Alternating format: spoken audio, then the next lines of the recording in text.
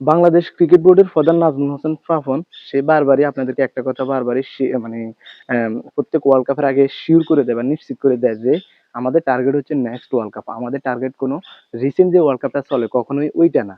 প্রত্যেকবারই উনি এসে তার দোষগুলোকে এইভাবে ধামাচাপা দেয় এবং সেটাই তিনি করে আসছে। এইবারের ওয়ার্ল্ড কাপের আগে টি-20 ওয়ার্ল্ড কাপের আগে যে নাটকটা হয়েছিল সেটা হচ্ছে আমাদের টিম ম্যানেজমেন্ট নিয়ে আমাদের অফ ফর্মে থাকা শান্তকে ক্যাপ্টেন করা, লিটন দাসকে আপনার দলে রাখা, সব মিলাইয়া আপনার মানে টিম সিলেক্ট যে জায়গাটা প্রত্যেকবারই যে নাটকটা হয় সেখানেই নাটকটা হয়েছিল।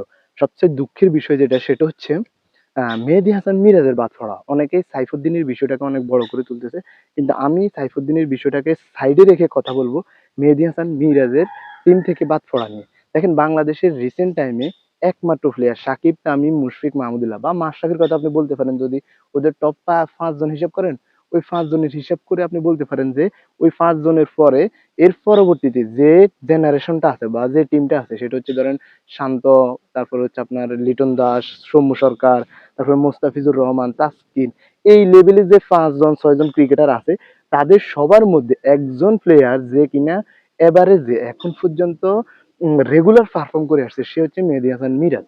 ওই মেহেদী হাসান মিরাজকে ওয়ার্ল্ড কাপে রাখা হয়নি, একজন জেনুইন অলরাউন্ডার যাকে কিনা আমরা সাকিবের পরবর্তীতে নেক্সট সাকিব কল্পনা করি, তাকে আমরা ওয়ার্ল্ড কাপে রাখি নাই। তাও আমাদের রাজনৈতিক কারণ নাকি কোচের কারণ নাকি আমাদের টিম বোর্ডের কারণ সেটা তারাই খুব ভালোভাবে বলতে পারে, কিন্তু পারফরমেন্সের বিবেচনা কিংবা আপনার টিম সিচুয়েশনে খেলা এই মেহেদী হাসান মিরাজকে আপনারা কোথায় খেলার নাই?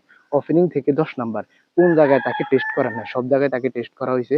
ওই টেস্ট করানোর মধ্য দিয়ে আমরা আসলে তার ক্যারিয়ারটা ধ্বংস করে দিছি এবং এইবারে ওয়ার্ল্ড কাপ থেকে তাকে আমরা ইচ্ছা করে বাদ দিয়া বুঝাইলাম যে সে মানে যোগ্য না, কিন্তু অথচ যারা টিমে আছে বিশেষ করে লিটন, তারপর হচ্ছে শান্ত, তারপর তার পরিবর্তে যাকে নেওয়া হয়েছে তানবীর বা রিশাদ, এদেরকে যদি আপনি মেহেদী হাসানের বিকল্প ধরেন তাহলে আমি মনে করবো আপনার ক্রিকেটীয় জ্ঞানে সমস্যা আছে।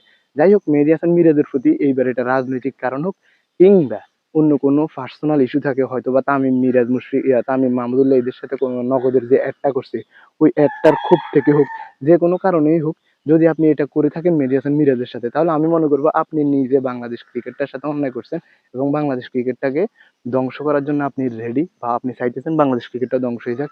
একজন মানে রেগুলার পারফর্মারকে আপনি এভাবে বাদ দিতে পারেন না, তার সাথে এটা অন্যায় করা হয়েছে। তবে সে মিরাজ ফিরে আসবে, মিরাজ মিরাজের মতোই ফিরে আসবে, কিন্তু আপনারা ওয়ার্ল্ড কাপে যে পারফরমেন্সটা করবেন সেটা নিয়ে আপনাদের কি কি খোয়াইতে হয় সেটা আপনারা অপেক্ষা করেন, সেটা আপনারা নিজেরাই দেখতে পারবেন। সবাইকে ধন্যবাদ। সবাই ভিডিও ভালো লাগলে অবশ্যই লাইক কমেন্ট শেয়ার করবেন। Bye bye.